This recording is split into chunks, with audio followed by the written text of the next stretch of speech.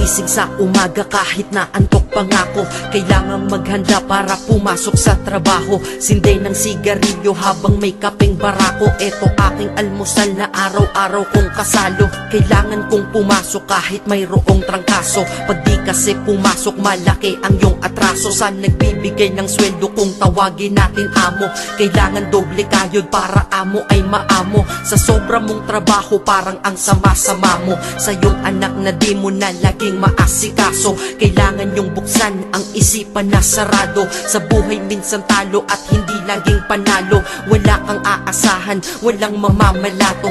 Pag di ka nagtrabaho, buhay mo ay lalalato. Kahit pagod ka na, ang sinasabi mo wala to. Mahirap ang mabuhay, anong magagawa ko? Kailangang magtrabaho upang mabuhay sa mundo. Kung di ka magsisi